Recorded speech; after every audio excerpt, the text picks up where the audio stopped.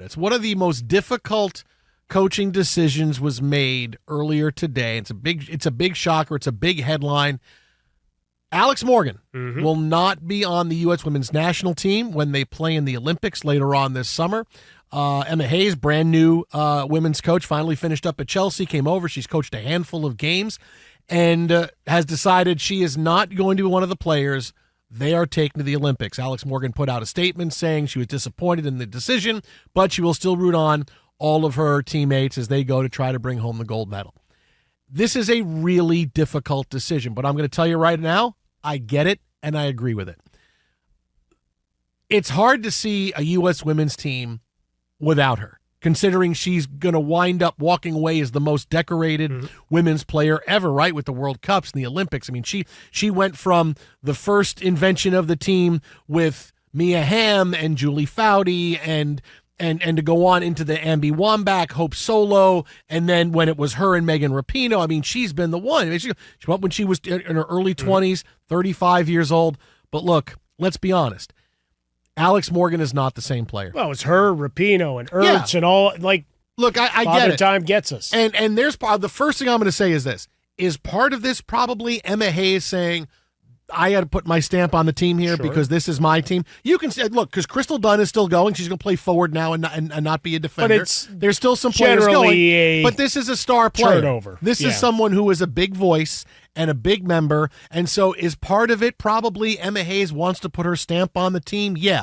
I don't think that part did Alex Morgan any favors. I don't think this, well, you know what, this needs to be my team. And is it still my team if Alex Morgan is there? People are talking about the former era of the United States women's national team, and we need to show that we are starting over again. But this is where we're at right now. This is the new group. Lindsey Horan is our captain. We have younger players. The average age of the team now is 26. It's not older like it was, so that's part of it. But quite honestly, she's not the same player. No. I thought potentially they would take her and she would be in the Rapinoe role of where if they needed a goal, she'd come off the bench and play the last 20, 25 minutes. Like I thought that's kind of what her role would be, because the number one thing the United States women's team needs is what? They need goals, right? That's the one. You saw that in the World Cup going on. They don't have scorers, right? The young players that have come up have not been what the young players are in the past. And I understand people thinking, well, when you hear Trinity Rodman and Sophia Smith, well, they're just going to be great, just like all the other younger players, because all those players have been great for 15 years, but they're just not. Trinity Rodman's a big name. Sophia Smith is a name you've heard, but they're not great players. They're not difference makers. They're not players who come out and say, hey, look at where they are. They're players who are okay. They're good. But the United States has went from the dominant team in the world to now one of the 5 best teams in the world. They've taken a step down. They need someone who can fill the net. And you watched Alex Morgan play, and it was very difficult. She's offsides all the time. She's lost a step, which is probably why she was pushing. Well, no, that's just, why she's offsides on every play. Absolutely. Right? And you're getting, I mean, how many offsides she get called for? Can you stay on side, Alex Morgan? She can't dent the back of the net like she used to. She looks like someone when watching her play that her time has just come. Right? It's sometimes you can play till your late 30s. You can extend that a little bit, but sometimes it comes when you're 35. And again, the whole, hey, moving on to Emma Hayes, that didn't do her any favors. Maybe she would have been able to stay on the team again and play in that Rapinoe role. You don't play every game, but if we're tied late in the last 25 minutes, we could go to overtime and penalties. We need you on the field. I thought that, but that, again, that didn't do her any favors. But I can't disagree with this because she's not the same player. We talked about this going into the World Cup. The biggest question was, is Alex Morgan still an elite goal scorer? Because if she's still an elite goal scorer, the women's national team is going to be really good, right? I'm fine about it. But we saw she's not. And there's nobody there because Mallory Swanson was injured. There's nobody on that team to take that up. And we had a lot of trouble trying to score. We couldn't score in shootouts. We were just mentally shot during the shootouts when we got knocked out of the tournament.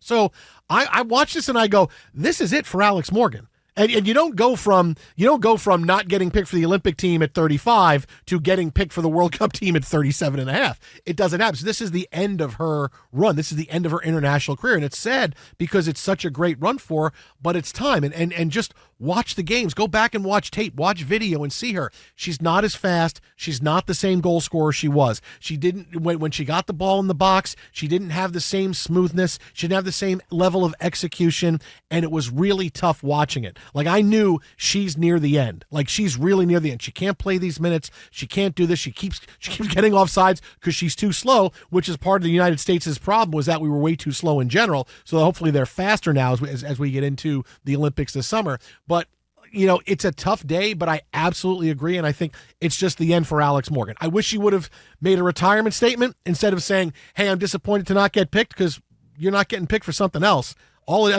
Really, I would have just, I know it's a tough decision to make, but that's where you say, hey, I'm retiring from international play. I'll still play in the NWSL, whatever you're going to do. But this is where it's like your best player that you owe so much to, it has to is walking away saying, I'm disappointed to not get picked.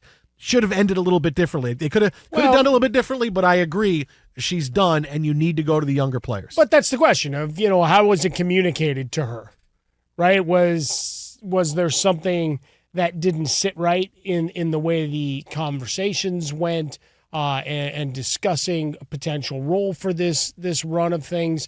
I mean, only they're gonna know. But when I saw the statement come out this morning, I mean, there was no surprise to it, right? Changing of the guard. Look, as much as you could say that we took a step back, the rest of the world caught up, right? That's the other part for the international women's soccer game, and we're watching it with women's sports in a lot of venues of. You're seeing competition to where maybe you once had a bit of distancing, and now there's other nations that are at the table. Here it's going to be curious with Smith and Rodman that you mentioned, Macario coming back because she's been injured, so she missed a lot of games and a lot of time.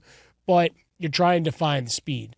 Haran, how many times did we wonder, in terms of too much soccer, did she need some time off, whatever, where she didn't have the same pace of play, but you still have a few of the holdovers in Haran, in Rose Lavelle, and familiar names. And that might have been where you had Alex Morgan stay, not to where it's ceremonial, but a little bit because it's ceremonial, right? Of you could still be here, but you need a striker, but you need a striker that needs somebody who can score. Has the extra push. Yeah. Versus the roster decisions as they've been laid out were more, all right, we need at least some versatility.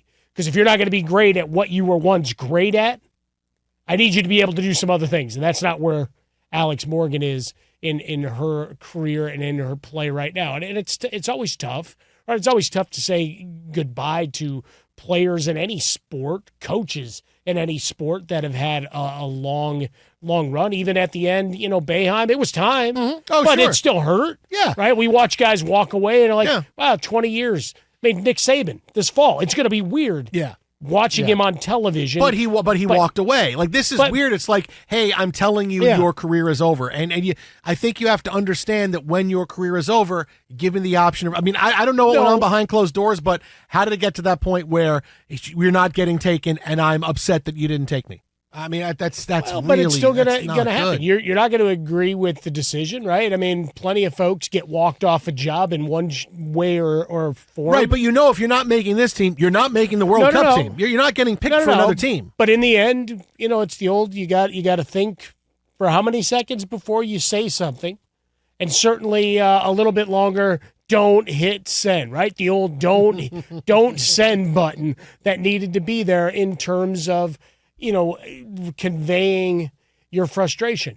And in this case, I'm going to go out on a limb and say she was quite okay with however people want to interpret her disappointment here, that she felt she still was good enough, is good enough to earn a roster spot. Here's the thing, though. But if this was a coach, reality kicks you in the face sometimes. But they've gone all in on Emma Hayes as their coach. Sure. Right? If this was Andonovsky was near the end, maybe he would have picked her. Sundagi might have picked her. But if this was someone who was ending, be like, okay, hey, you're not picking me. The team might not win. The next coach coming in is going to pick me. Emma Hayes is in for the next World Cup. She doesn't pick you now. Oh, no, you're done. It's not something, hey, I didn't see anybody else who could score, so, hey, guess what, Alex Morgan, I'll come back to you. That's not happening. It's just not happening. I agree. In the moment, you're talking about the initial shock and disappointment and frustration of this. You're not tweeting and sending out statements about 2 years from now, recognizing the end. You're hot. You're fired up right now, right? Hot take nonsense in terms of our business, right? You're read, react in the moment. You read a tweet calling you an idiot that you don't like. You respond to it in the moment. In this case, she got notified. She was pissed. Yeah, she hit send. Look at Smith turning his back on Alex Morgan. It can't do it. You know, and turning your back on her. And the thing, no, I'm not turning my back. It's done. She's done. We actually talked about it during the World Cup. She was done, and she's done now. She's done now. Look, nobody talks soccer like we do, so listen to us. The one thing I will say is that in this, hey, the United States really needs somebody who can score, is that now that Mallory Swanson's back, this may be the big thing that flips the team because she was the best scorer they had. Remember, She missed the World Cup with that horrible injury. She's just getting back now. She was the up-and-coming next best scorer the United States had, and she had everything. She had the tracking. She had the training for it. She had the little bit of competition that she had with the U.S. women's team when she was younger. Hey, back when she was Mallory Pugh, right? She was going to be terrific. And now was her time. Missing that World Cup was huge because she's the one that would have been out there, that would have been, hey, this is the one that's going to dent the back of the net for us. This is the one that's going to put the ball in the net for us. Instead of having to worry about, can we get a goal from Lindsey Horan? Can we get an oh by the way goal from Sophia Smith? Can we find a way to score off a corner? You know, can Rapinoe come off the bench in the last 20 minutes and score? Like the addition of Mallory Swanson could be what flips the United States from, hey, we're one of the top 5. Maybe that's an over-the-top move because she is that good a scorer. That's what they're going to rely on. First off, Sophia Smith, swiper, no swiping. Don't try to hide the ball. It's a bad move.